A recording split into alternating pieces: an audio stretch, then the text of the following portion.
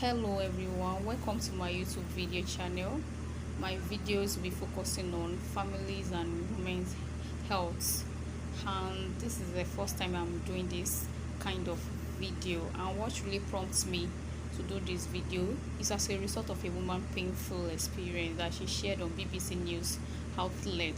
She mentioned that she has series of stillbirths due to resource incompatibility, and this is a very painful story which moved me to do this video in order to prevent other women from passing through this painful experience during motherhood.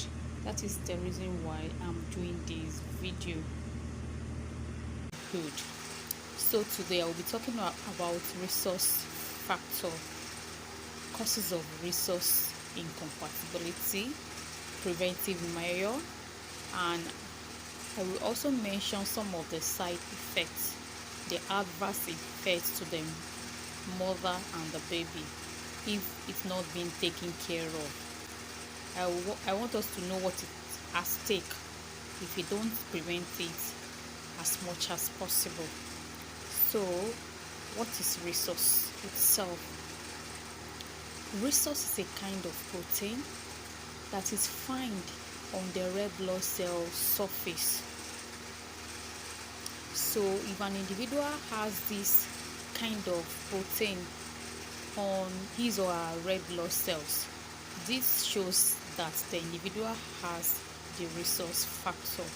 And when this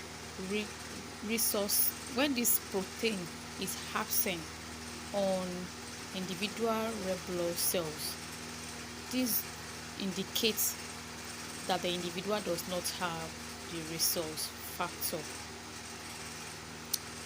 And studies have shown that a larger percentage of people has this protein present on their red blood cell, while a lesser percentage of the population does not have this kind of protein on their red blood cells.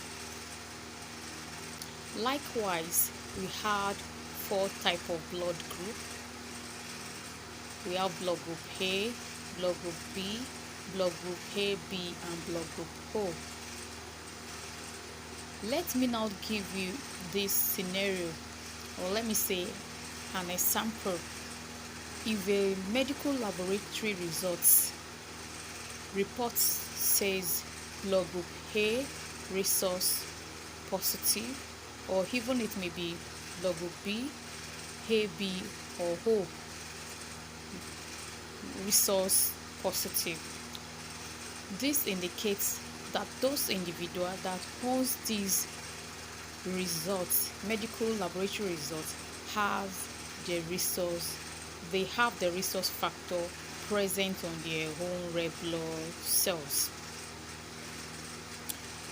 If some other people now do their own blood group and the result now shows blood group A resource negative, or even blood group B, it may be A, B, or O resource negative, this shows that those individuals that host the medical laboratory reports does not have the resource on their own red blood cells, irrespective of their blood group.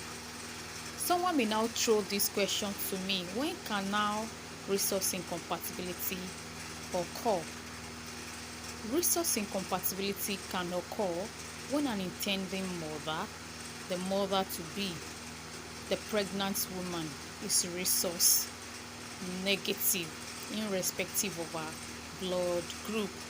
She may be blood group A, blood group B, A, B, or O, but she does not have this rhesus factor on her red blood cells. But the intending father, the father to be, now has the rhesus factor on his own red blood cells. The man may be blood group A, B, AB, or O, any of those blood group, but he has the rhesus factors. This is the major determinant. Because of this, there is possibility of the woman, the intending mother, to be carrying a baby that has the rhesus factor. The baby may inherit the father rhesus factor. This is when rhesus incompatibility can now occur, because the intending mother does not have the rhesus factor. The woman is rhesus negative, whereby there is possibility of the baby inherits the father rhesus factor. This is when rhesus incompatibility can now occur. In most cases, rhesus incompatibility does not affect the first pregnancy. I will revisit that. What are other likelihood of rhesus incompatibility? When there is history of miscarriage or abortion, when there is a sudden abdominal trauma to a rhesus negative woman during pregnancy, and also during a procedure called amniocentesis, rhesus incompatibility can occur. Amniocentesis is a procedure that is ordered for when the health provider, the doctors attending to the woman,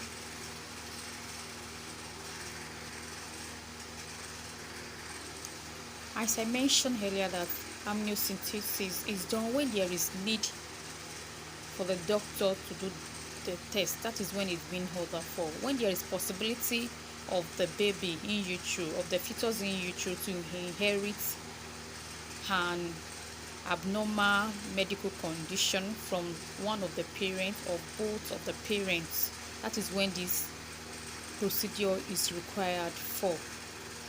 During this procedure, there will be an introduction of needle to the woman uterus to get amniotic fluid. That is the fluid that surrounds the baby. To get a fluid, the amniotic fluid, in order to send to the lab, in order to run a test on it, to denote if there is possibility of the baby inheriting the parent's abnormal gene or abnormal medical condition. That is when this is being ordered for, when it's so important and so pressing that they have to do the test. I've mentioned the causes of rhesus incompatibility. I earlier mentioned that most of the time, rhesus incompatibility does not affect the first pregnancy. If the woman did not have history of abortion or miscarriage or mismatched blood transfusion, what will happen during the first pregnancy is rhesus sensitization, whereby the woman bloodstream will have a memory that she has come in contact with a type of blood group that is different from her own.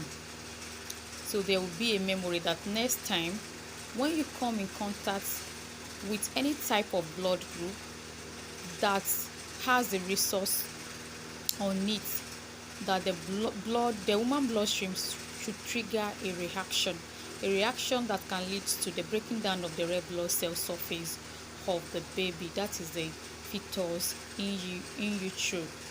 So rhesus incompatibility are most likely to now affect the subsequent pregnancy. You may rightly throw the question to me that what is now the way out after mentioning all the causes of rhesus incompatibility? There is way out. But the first thing is for every woman to know their blood group and rhesus factor. And it's so compulsory. It's a very major and routine test that is being carried out for pregnant women during antenatal period. That is during the booking period. So is a routine test to be carried out on pregnant women during booking when they come to the hospital to register in the hospital to take care of their pregnancy. And the next thing is to know the partner blood group as well. Another way to prevent rhesus incompatibility is to give a adequate history during antenatal.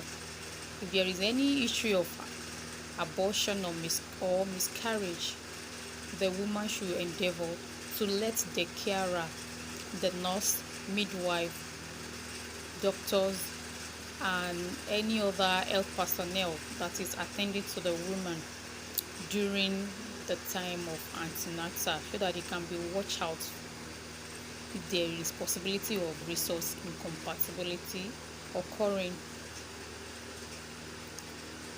The major treatment modality is now the giving of ROGAM injection, which is also known as immunoglobulin. When can this injection be given? The injection can be given during pregnancy. It can be given during pregnancy to the woman, and also after the delivery of the baby within 72 hours of birth. It must not exceed the 72 hours of birth. The ROGAM injection must be given within that time after the delivery of the baby in a rhesus negative woman. The injection is safe during pregnancy if it's being given, and also the baby is also safe because the injection does not pass through the placenta barrier to get to the baby. So it is safe if it's being given to the woman during pregnancy, and it can also be given after the delivery of the baby within 72 hours of birth, as I mentioned earlier. You may rightly now ask me, is it a must that the ROGAM injection must be given to the baby, to the mother? Is it a must that the ROGAM injection must be given to the mother? Can't the baby inherit the mother rhesus factor as well? These are most likely questions that you may likely want to throw to me. Or you may say, if the baby is now rhesus negative as the mother, would the mother still need to be given the ROGAM injection? If the baby is also rhesus negative as the mother,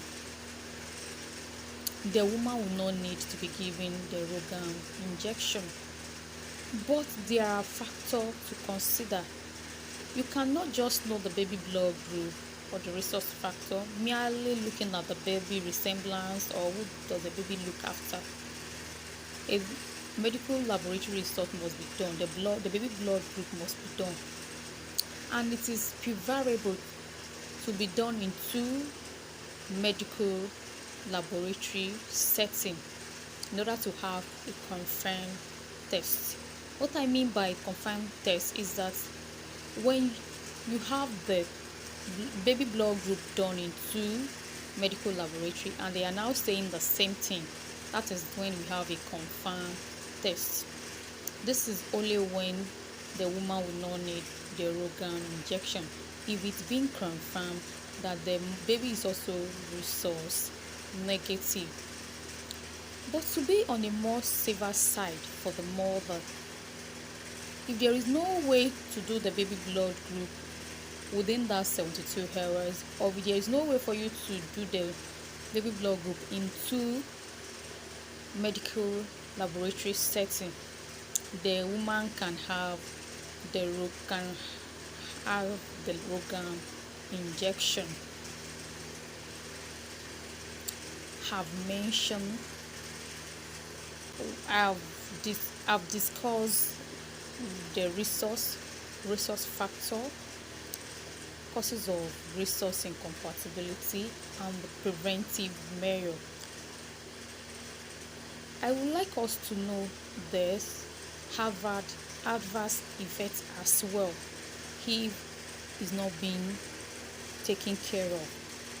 It has a negative effect to the mother, likewise to the baby too. It has a physical and emotional effect on the mother. For a woman to be having recurrent miscarriage, it have a emotional effect on the mother. Likewise, it has effect on the baby as well. It has effect on the baby during pregnancy or even after the delivery of the baby. The effects range from mild one to life-threatening one to the baby. So the baby, it can lead to hemolytic disease, that is which is caused by breaking down of the red blood cells and characterized by jaundice, the yellowish of the baby body and eyes. The baby can be lethargy, low muscle tone, and it can also lead to a life-threatening one such as brain damage to the baby. That is why it's so important to prevent it. It can also lead to death of the newborn, even stillbirth. That is when it's so necessary to look out and to prevent resource incompatibility as much as possible.